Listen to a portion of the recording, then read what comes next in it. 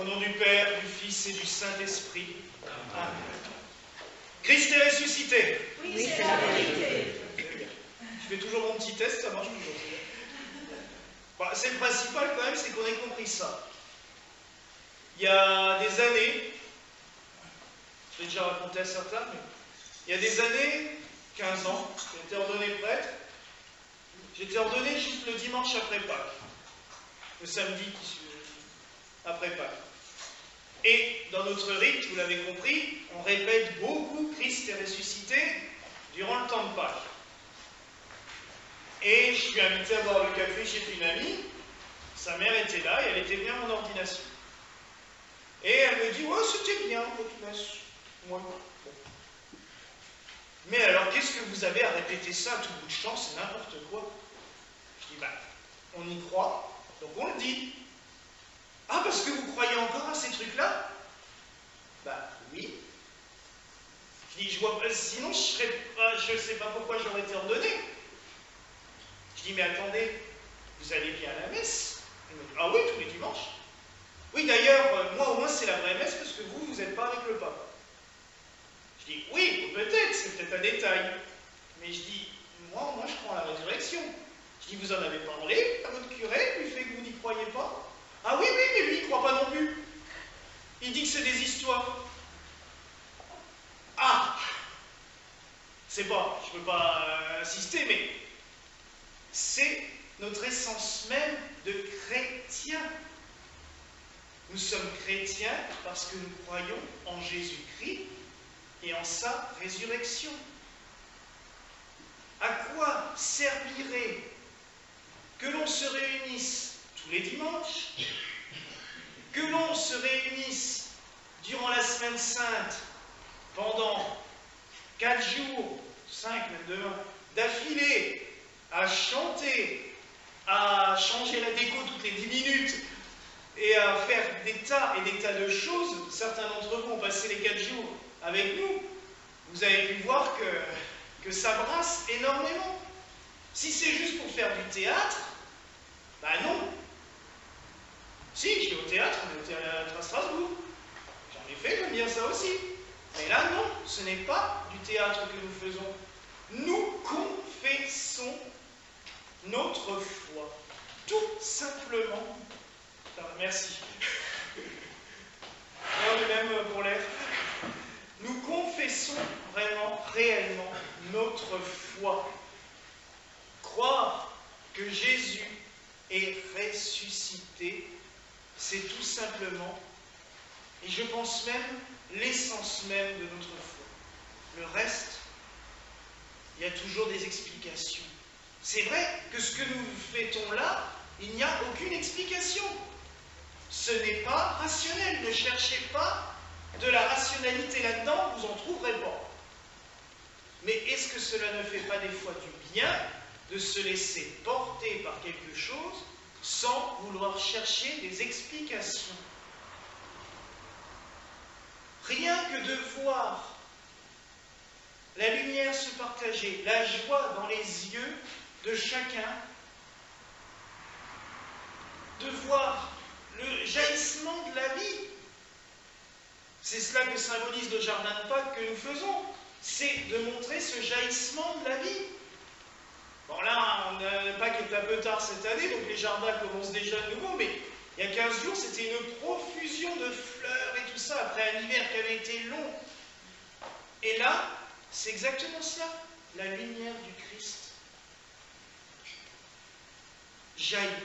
Elle rejaillit dans les ténèbres, il sort du tombeau, il casse la pierre du tombeau, il traverse. Il a même traversé les enfers durant sa mort. C'est notre croyance, nous allons le dire dans un instant dans le credo. Il est descendu aux enfers. C'est-à-dire que même le mal ne peut pas dire « Ah non, celui-là, je ne sais pas qui c'est, je ne le connais pas. » Non. Le message d'amour du Christ est passé partout. Celui qui ne veut pas l'entendre, c'est qui ne veut pas et qui a fermé ses oreilles. Mais personne ne peut dire « je ne suis pas au courant ». Oh non. Quoi? Jésus ne connaît pas. Ah non, ça non. Partout. Partout, il a l'a proclamé. L'introïte, le chant d'entrée de cette messe, quand nous la lisons, le Père Loïc l'a lu ce matin pour la première messe, nous dit « Je m'éveille », surexcite, « Je m'éveille ». Je sens ta main sur moi. Ta sagesse a fait des merveilles pour moi. Ces paroles, on peut les mettre dans la bouche du Christ. Le Christ, vrai Dieu, vrai homme, qui tout d'un coup se réveille dans le tombeau. L'action de son Père l'a fait jaillir du tombeau. Mais nous pouvons aussi le mettre dans notre bouche à nous. Je m'éveille. Combien de fois nous sommes abattus? Nous sommes dans la tristesse, dans la détresse, on tombe, on chute. La maladie, et quelqu'un nous tire. Avec le Père Glenn, on parlait ce matin de la fabuleuse icône orthodoxe où on voit le Christ sortir du tombeau et tirer par les mains Adam et Ève. Toute l'humanité. Combien de fois nous chutons et tout d'un coup nous avons l'impression que quelqu'un est là? J'ai senti ta main sur moi. Combien de fois nous pouvons dire cette phrase? Oui Seigneur, j'ai senti ta main sur moi. Pour me tirer vers le haut, pour me sortir de là.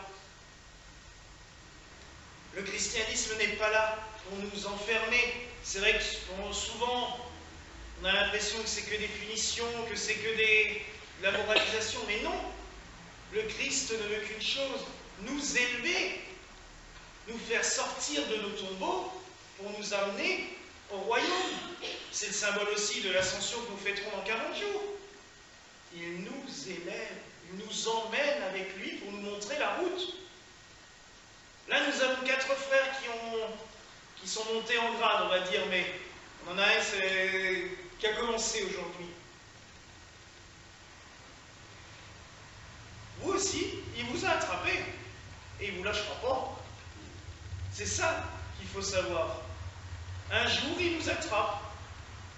Et après, on ne sait plus. J'avais pas prévu un jour de me retrouver avec un accoutrement pareil à prêcher devant des gens. La messe, c'était à peu près sûr que je la fasse parce que depuis l'âge de 6 ans, je l'avais dans la tête. Bon, alors évêque, si on n'était pas venu me chercher, je ne l'aurais pas fait. On ne sait jamais ce que Dieu nous prépare. Il y en a qui n'avaient pas prévu de devenir abbé non plus. Voilà. Mais on ne sait pas. C'est Dieu qui nous tire. Je sais aussi qu'il y a des gens qui n'avaient certainement pas pensé ici se retrouver un jour assis dans une église à écouter un sermon. Eh ben voilà, vous y êtes. Hein, ça arrive. Avec Dieu, on ne sait jamais. Il faut juste se laisser porter. On peut résister. Oui. Mais à un moment donné, il nous laisse venir à lui. Il n'est pas quelqu'un qui va vous brutaliser. Dieu ne brutalise personne. Il vous secoue, s'il faut, hein. Mais comme un père, oh, il fait une connerie là, ça suffit maintenant. Mais, il vous conduit, il nous conduit toujours vers un seul endroit, la lumière. S'il y a tellement de profusion de cierges allumés, si nous avons le cierge pascal qui est haut élevé pour que tout le monde puisse le voir dans l'église, il va briller pendant 40 jours. Le symbole physique du Christ ressuscité parmi nous, c'est tout simplement que l'on n'oublie pas suivre une seule chose, la lumière. C'est comme dans un tunnel, vous savez, tout au fond, tout d'un coup on voit la lumière. Bon, maintenant ils sont super éclairés, mais malgré tout, je l'ai encore vu, on a été en Suisse, ils ont des tunnels partout. On le voit, même s'il y a des éclairages électroniques et tout ça, quand on arrive vers la sortie, on voit le jour rentrer dans le tunnel. Et c'est ça qui est beau. C'est qu'il peut y avoir le plus grand nombre de ténèbres dans nos vies, il y a toujours une lumière au bout du chemin. Laissons-nous juste guider. Arrêtons de vouloir passer notre temps à « Oh, non, ça sert à quoi ?» à part se pourrir la vie. Laissons-nous juste guider. La liturgie de l'Église est magnifique. On nous donne, entre guillemets, le but du chemin, la vie, la résurrection, la lumière. Et dans 15 jours, nous célébrerons Jésus comme le bon pasteur. Celui qui nous guide avec sagesse et avec douceur.